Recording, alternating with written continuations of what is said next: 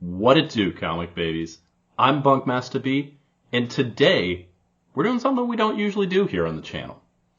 See, I had so much fun talking about my favorite books of 2023, which included a number of different publishers on it, including at least one from Marvel and one from DC, which, typically don't get highlighted on the channel here. I kind of wanted to change that a little bit. I'm not going to be changing the focus of the channel, here on out, but you guys can see right behind me on this side, that's a big old stack of Marvel Omnibus. And if you could see, however, I'm so bad at figuring that out, over next to it, there's a bunch of DC Omnis there as well. So I like to highlight books that don't get as much acclaim here on the channel, but that's not to say I don't read Marvel and DC. And so today I want to break down my favorite DC stories featuring the DC Trinity. So for this one, we're going to be going over my favorite Batman story, my favorite Superman story, and my favorite Wonder Woman story. So let's check it out. So we're starting this list alphabetically, which means we are going to start with my favorite Batman story, which is Batman Huntress, Cry for Blood. I'm going to start off by saying there's a little bit of a cop-out answer here, because even though Batman's name is first on this is barely a Batman story. This is, at its heart, a Huntress and Bat family story. But his name is on it, so it counts, so it can be my favorite. This was written by Greg Rucka, with art by Rick Burchett and Terry Beattie. And actually, as a cool little nod, the colors are by Tatiana Wood, who famously did the colors for my favorite series of all time, Question, who also features in this particular story. So in this particular volume, we get Huntress at the center of it. And for those that aren't familiar with the character, Helena Bertinelli is the daughter of the Bertinelli crime family, who was part of the famous Five Families of Gotham. And the very beginning of this particular story, one of those particular five family members is fished out of a lake in Gotham, murdered with one of Huntress's crossbow bolts. And Batman goes to confront her. And one of the reasons that I just love this book so much is this is an old-fashioned Batman crime story. But at the same time, it's also this deep character dive that you get. Two of my absolute favorite things. My favorite Batman stories tend to be the sort of more street-level stories where you get Batman taking on the classic crime families. Things like Batman Year One. That's an ideal Batman story where you get both of those things going on. Him taking on crime families and taking a look at that character building moments. And that's what you get right here. So throughout the story, Helena is trying to investigate what happened, partly to clear her own name, but also partly because this affects her family. And while she's doing so, she's bumping into Bat family characters like Nightwing, Oracle. We get Tim Drake, who is, classically a better detective than Batman. They gave him that role despite the fact that Batman is the world's greatest detective. All of them sort of going about it with the Bat family side thinking that maybe Huntress did it, maybe she's a little unhinged, and Huntress trying to go about it her own way. And of course, all the while, you get my favorite DC character ever, the Question, and some great nods to the original Denny O'Neil and Dennis Cowan series, especially with a particular character moment in issue 3 that mirrors a very famous moment from the beginning of that Question series. Again, Batman's barely in this one, and he's almost a little bit of an antagonist, but you get a lot of the Bat family, and it is just, at its heart, a fantastic crime story paired with a character examination of Helen Bertinelli as she figures out who she is and who she wants to be. I cannot recommend this book enough. Go check this out, especially if you are a fan of Justice League Unlimited and you liked the Question and Huntress relationship that happened there. All started here. Coming up next, we've got my favorite Superman story, and I had to go with Superman Secret Identity by the all-star team of Kurt Busiek and one of my favorite artists ever, Stuart Immonen. So this is an out-of-continuity book and features an entirely different Superman than the sort of traditional Superman that we all know. However, this story captures what is so beautiful about the man and the Superman together. So this particular story features a different Earth where there are no superheroes. In fact, it features what is basically our Earth, because DC Comics exists there. They know about Superman from the comic books. He is a character there just like he is here. And we follow the story of a boy named Clark Kent. And wouldn't you know it, Clark ends up getting powers and is the only superhuman person in this particular world. A world that knows about the Superman character. And he doesn't just get powers, he gets the Superman powers. Clark Kent of this world becomes Superman. And one of the things that I think is so beautiful about this story is in 4 issues, and they're prestige, so they're oversized. But in 4 issues, this isn't just an origin story. This is an entire life story of Superman. We get Superman as a small kid, knowing about this, finding he has his powers. We get this beautiful double-page spread of the first time he flies, him going across the moon. Hopefully I synced it up so it's on screen right now. And about him just sort of learning what he needs to do. And we see his life grow and expand and mirror that of the classic Superman. He meets a Lois, not Lois Lane, but he meets a Lois, falls in love, he becomes a reporter, and we get all of those Superman tropes, but we get them in a slightly different way that allow him to sort of discover it all while it's going. And again, because he is the only superpowered person on this planet, we get this examination of everything as it happens, that a lot of things we kind of just take for granted in the Superman story. We've been telling Superman stories since Action Comics #1. There's a lot of shorthand that goes into it. This kind of builds everything from the ground up, and I really, really love that. And again, at its heart, and it's Kurt Busiek, so of course it's going to be there, is this truly, truly human story. We get to see who Clark is as a person. We get to see how he fits himself and sort of what he feels he owes the world as someone with these Superman powers. We see how he fits that into having a relationship, how he later fits that into becoming a dad. That's one of the things that is most special to me. Just that aspect of the man behind the Superman. I think this is one of the best examples, and again with Busiek writing, of course it's going to be, of finding out who that duality is.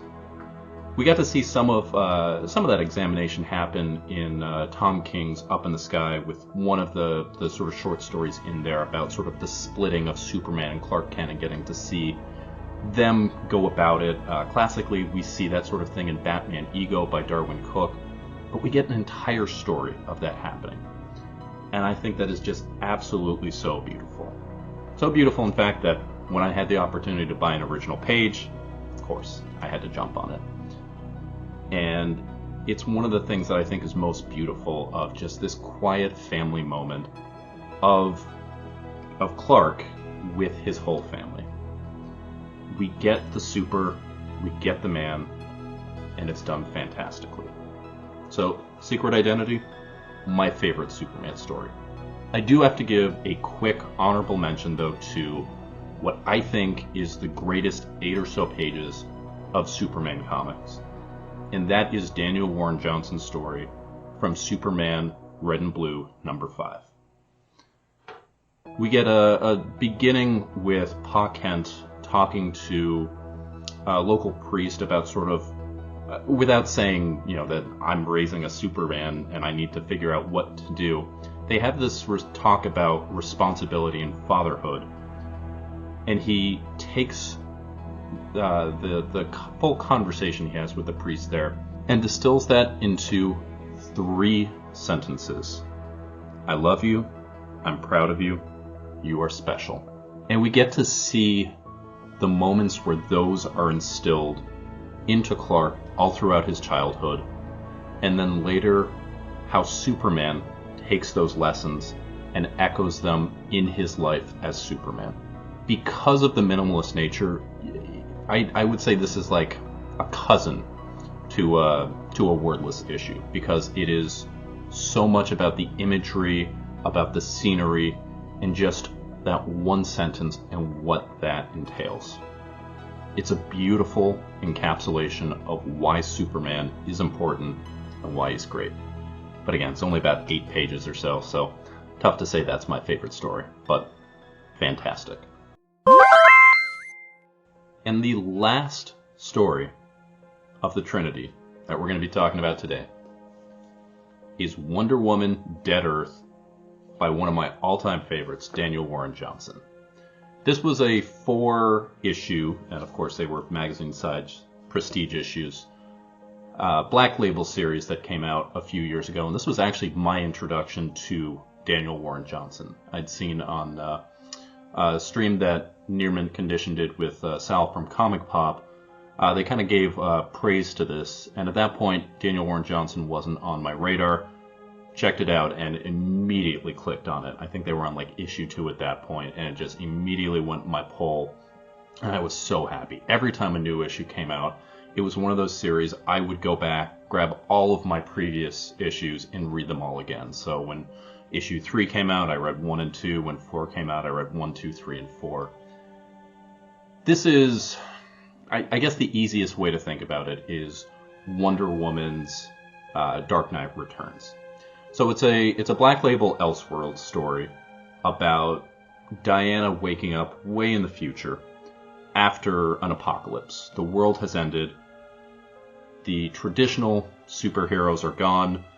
She actually wakes up in the Batcave and finds the skeleton of Bruce still wearing the Batman cowl. And actually there's a message recorded for her there. And she has to sort of navigate being propped up as a hero to this particular world, as she is sort of the last super person in a world where the humans are fighting against these giant monster-like things called hydras. And it's very much, it's almost like a kaiju story of, the last bastion of humanity fighting out against these monsters that are oppressing them. And throughout it, we find that maybe not all humans are reacting in the best way. She's taken to a camp where one person has made him de facto ruler and has sort of this very class system, and we find that there are fighting pits where enemies of the camp are made to fight against these hydras, and we see both Wonder Woman use her hard power, being her superpowers and taking them down, and her soft powers of love and compassion for humans.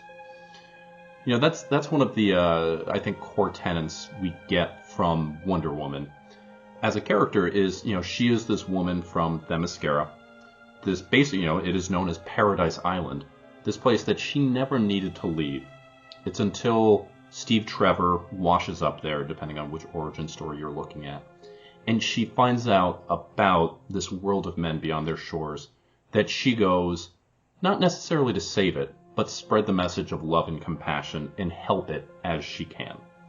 And we very much see Diana in the story as almost a messianic figure, where in a world that's broken and dark, she's a point of light that's going to try and help bring things back together.